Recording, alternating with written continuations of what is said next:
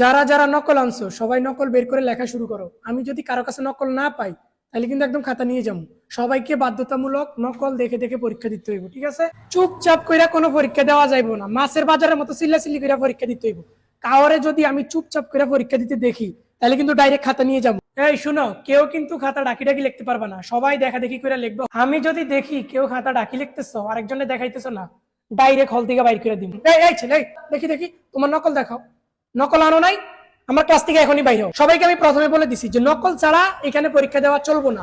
এখনই ক্লাস থেকে বাইরে হও। পরীক্ষায় স্কুল ড্রেস পরে আসা ইম্পর্টেন্ট না, তোমাকে সুন্দর সুন্দর নায়কের মতো জামা কাপড় যেগুলো আছে ওগুলা পরে আসবা। তোমরা চাইলে তোমাদের চুল বড় বড় করে কাটতে পারো, স্টাইলিশ করে কাটতে পারো, কোনো সমস্যা নাই। আরে চুল এই তো হইলো পোলাপাইনের সৌন্দর্য।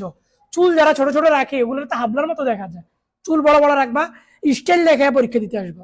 তোমাদের পরীক্ষা মোট 3 ঘন্টা, কিন্তু তোমরা কেউ 3 ঘন্টা পরীক্ষা দিতে পারবা না, আরো বেশি পরীক্ষা দিতে হবে। 3 ঘন্টার আগে আমি যদি কাউরে হল থেকে বাইরেতে দেখছি একদম এক্সপেল করে দিব। 5 ঘন্টা, 6 ঘন্টা, 7 ঘন্টা যতক্ষণ পারো পরীক্ষা দাও। এই শুনো, আমার একটা ইম্পর্টেন্ট কল আসছে, আমি বাইরে থেকে আসতেছি, কথা বললাম। কাউরে যেন আমি চুপচাপ পরীক্ষা দিতে না দেখি। সবাই চিল্লা চিল্লি করে হই হুল্লোড় করে পরীক্ষা দিবা।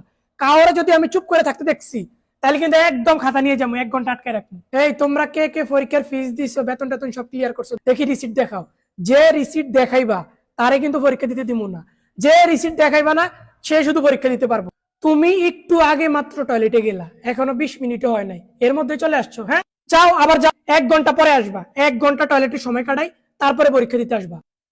এই ছেলে, এই তোমার নকল কই? দেখো, তোমাদেরকে এক কথা কয়বার বুঝাবো যে নকল ছাড়া পরীক্ষা দিও না, নকল দেখে দেখে পরীক্ষা দাও। এখন যদি ম্যাজিস্ট্রেট আসে আমাদেরকে কত কথা শুনাইবো। এই ছেলে, তুমি চুপ করে বসে আছো কেন? চিল্লা চিল্লি করো। চিল্লা চিল্লি না করলে আমি খাতা ডাইরেক্ট এক্সপেল করে দিব। যারা এই পরীক্ষায় নকল করো নাই, দেখা দেখি করো নাই, তাদেরকে কিন্তু আমি শেষবারের মতো ওয়ার্নিং দিয়ে দিতেছি, ভবিষ্যতের কোনো পরীক্ষা এরকম করবা না, বা আগামী কোনো পরীক্ষা এরকম করবা না। আমার ক্লাস দেখে শুধু এই ক্লাসে পার পাইয়া গেছে। সব শেষে তোমাদেরকে একটা উপদেশ দেই, শুনো।